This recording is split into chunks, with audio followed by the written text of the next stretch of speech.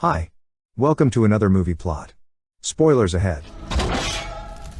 During a stormy night in the small town of Fairwater, a woman named Patricia Bradley is being chased around her home by a restless spirit. She does a good job evading it until she is eventually caught running upstairs.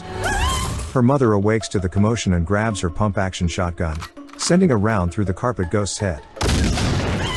The next morning we hear from newspaper editor Mags that Fairwater has experienced over 30 suspicious deaths in the last 4 years. A local psychic investigator gracefully hands out his business cards to a family at a funeral. Frank Bannister then leaves the cemetery in his run-down Volkswagen, but crashes straight through the fence of homeowner Ray Linsky. Oh my God! As Ray threatens to sue Frank, Frank gives him his business card and reverses over his garden gnome. Ray's wife Lucy arrives at the Bradley house to treat Patricia's wounds from earlier, but when Lucy tells mother that Patricia needs to go to the hospital, she is told to leave and Patricia to go to her room. This instant. A curious Lucy watches a story on Patricia and her infamous serial killer boyfriend Johnny Bartlett. Got me a score 12, sir! After the hospital orderly gunned down 12 innocent people in 27 minutes, Bartlett was arrested and given the electric chair. The administrator's 15-year-old daughter Patricia Bradley was also involved, though was released 5 years ago. Ray joins Lucy in bed but notices Frank's card in her pocket. Before the house starts to shake, the bed starts to levitate, and the two begin to get attacked by Raggedy Ann. Lucy calls psychic investigator Frank Bannister, who promptly rushes over to their house to assess the situation. Frank decides not to charge the couple for his services, as long as Ray forgets about the damage to his fence. Frank pulls out his equipment and begins to exorcise the spirits. And after his machine produces a ghost baggie, he flushes it down the sink. Don't worry, they can't feel a thing. He then sees the number 37 on Ray's forehead, but thinking he is trying to pull something else on them, Ray kicks him out of the still haunted house.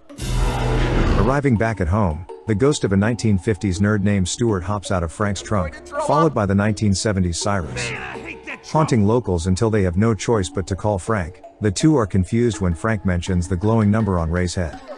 The spirit of an 1800s judge shows up with his dog named Rustler, and contemplates going off to the graveyard to rot in peace, while giving Frank some life advice. Death ain't no way to make a living. The next day Frank demands the spirits up their scare game, so Cyrus and Stuart go to a rich lady's house and scare her into calling the only psychic investigator in town. The moment Frank arrives and tries to start his usual scam, the lady produces an article by Mags calling him a con man and kicks him out. Frank bumps into the ghost of Ray, who is confused as to why he died so young and healthy, saying that the last thing he remembers was his heart being crushed. Frank takes Ray to the cemetery where they are confronted by Drill Sergeant Hiles. And after a quick fight where Hiles' supernatural abilities make light work of him, he slips away to join Ray at his funeral. It's a goddamn tragedy! As Ray tries to hug Lucy, he falls into his grave, and gets slowly buried as Frank is held up by Sheriff Walt Perry. Pretending he wants to pay his respects in order to help Ray out, Lucy approaches Frank and asks if he was there to see her. Frank joins her for dinner, where we learn that Frank got his sixth sense after a car crash 5 years earlier, and that Lucy didn't enjoy her marriage to Ray. You bitch! While in the bathroom, Frank sees another person with a number on their head, and this time sees the Grim Reaper figure show up and do its thing. The man's spirit goes to heaven, and Frank takes off after it, trying to run it over but just winding up crashing. Lucy is met by FBI agent Milton Dammers, who tells her that Frank and his wife had a car crash 5 years ago where she was found with a 13 carved in her forehead, though the blade never found. Frank follows a beam of light to another victim and sees that Mags is next. Are you threatening me? When the Reaper shows up, Judge keeps it at bay with his 6-shooters. I did it! But is eventually cut in half. Knocking out Mags for her own good, Frank escapes the police and flees in his car with the relentless spirit in pursuit. As they come up on the same stretch of road that Frank's wife died on, Frank's forced to run off the road yet again. As Mags thinks that Frank is trying to kill her, she runs right into the Reaper's embrace, who crushes her heart. Frank jumps straight through it and onto Mags' body, who begins to blame him for her death as she ascends to heaven.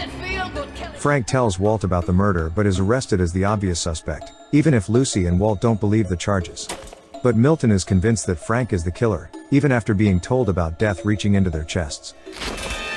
I'm wearing a lead breastplate! Lucy goes to Frank's to look for any clues, but when hearing Mother Bradley leave a message for Frank, she rushes over in fear that she may be abusing Patricia. Patricia, you all right? When Mother arrives back home, Patricia hides Lucy and takes Mother away to distract her.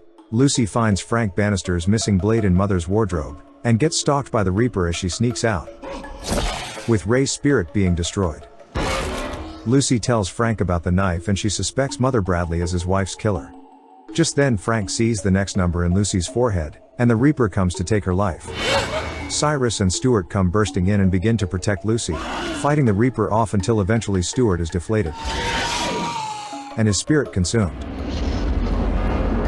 Breaking out of his cell, Frank and Lucy are cut off by Milton, but Lucy tricks Milton into thinking she is a hostage, then extinguishes him. Cyrus has his soul ripped out, and Frank kicks the gun out of Milton.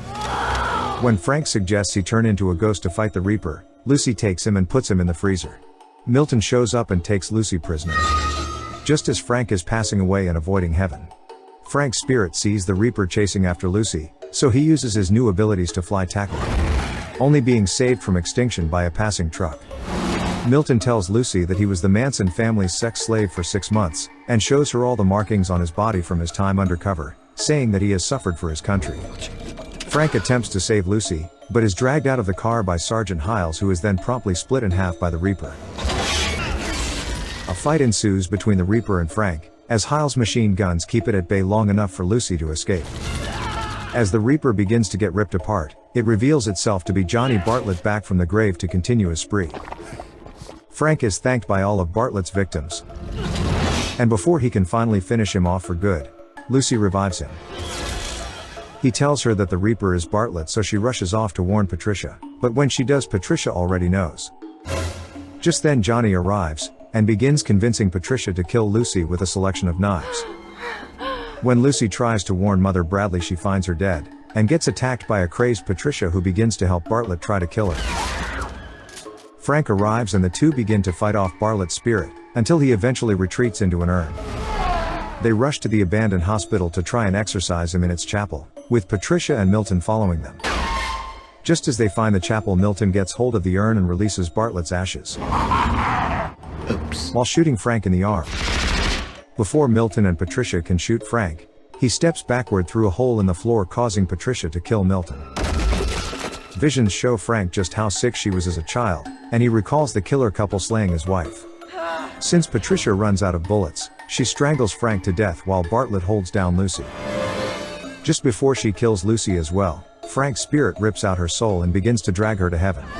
Bartlett manages to free Patricia from his grip, but instead of returning back to Earth, the two are sucked into the hell stomach of a giant worm. Frank is then greeted in heaven by Stuart and Cyrus, as well as his wife. But he is sent back to Earth as it's not yet his time.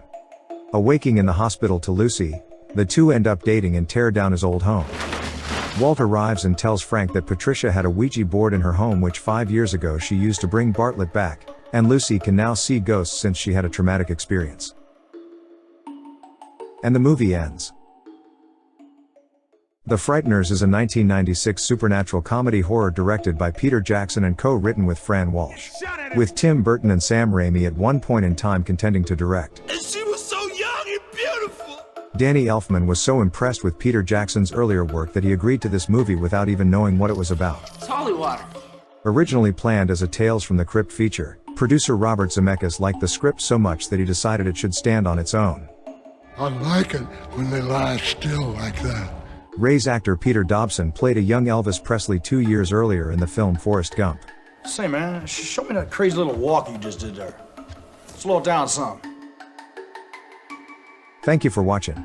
Subscribe for more. Say, maybe we should try a white sheet next time. Ain't gonna be no white sheets, bruh. Oh, Huh?